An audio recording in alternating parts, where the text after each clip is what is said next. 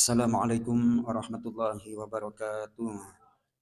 Bismillah, alhamdulillah, wassalatu wassalamu ala rasulillah wa ala alihi wa ashabihi wa mawalah amma ba'du. Jamaah salat maghrib Masjid Nurul Ikhlas rahimakumullah.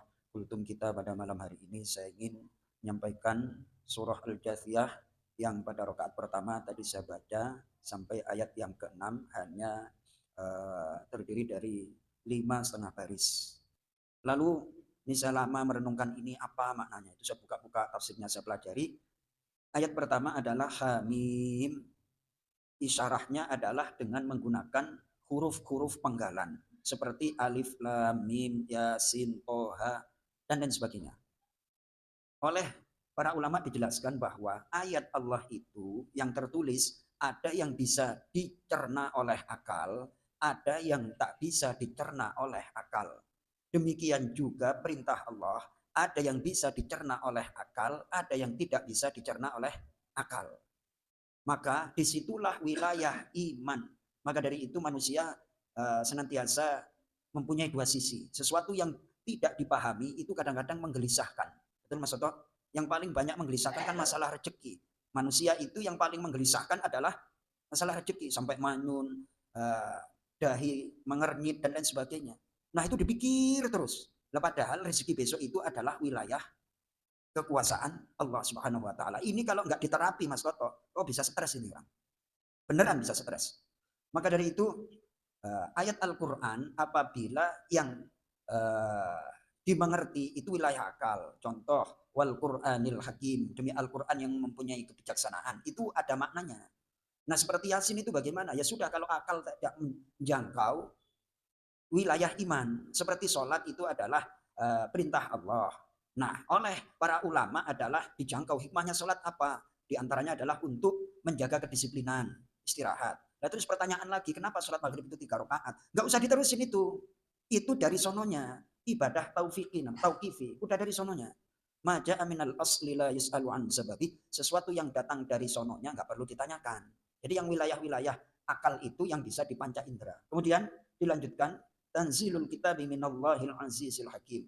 Diturunkannya kitab Al-Quran adalah dari Allah yang mempunyai sifat Al-Aziz. Aziz itu maha perkasa, nggak bisa dikalahkan.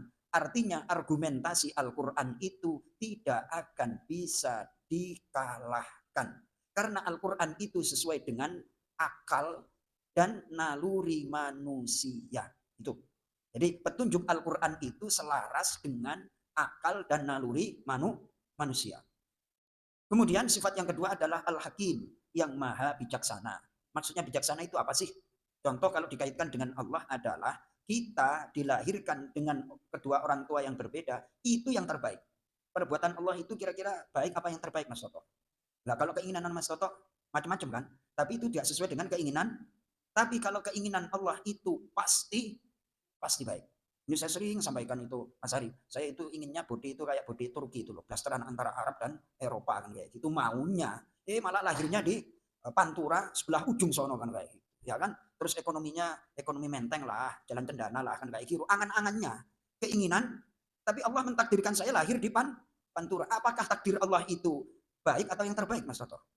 Yang terbaik. Nah, dari situ nanti kita akan merasa tenang. Pokoknya apa yang ditentukan oleh Allah pasti mengandung hikmah dan yang terbaik. Itu hakim. Kemudian ayat yang ketiga, inna fis samawati wal ardi laayatin lil mu'minin. Sungguh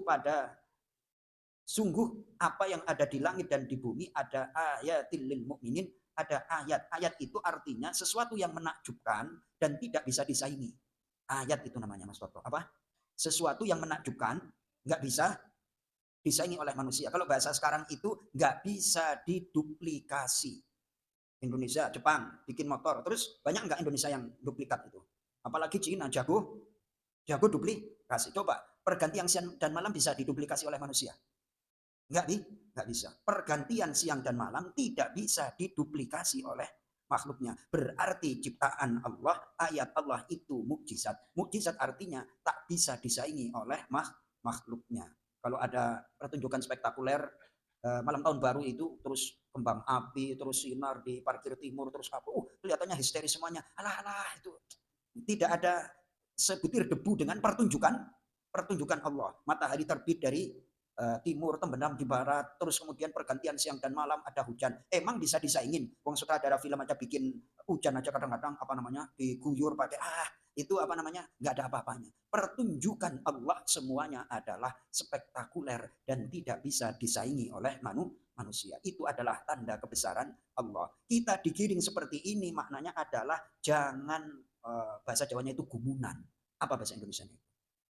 Jangan kagum, jangan terpukau dengan pertunjukan dunia. Bisa-bisa nggak ada apa-apanya dengan pertunjukan Allah Subhanahu wa taala. Dan ayat yang berikutnya tambah menarik insya Allah Mas Toto. Mudah-mudahan bermanfaat. Kita semakin yakin akan kebesaran Allah sehingga kita tidak gampang apa Pak Pri? Gampang heran ya, gampang heran terhadap apa-apa yang ada di dunia sehingga hati kita senantiasa dipenuhi dengan kebesaran ciptaan Allah Subhanahu wa taala. Mudah-mudahan bermanfaat. Assalamualaikum warahmatullahi wabarakatuh.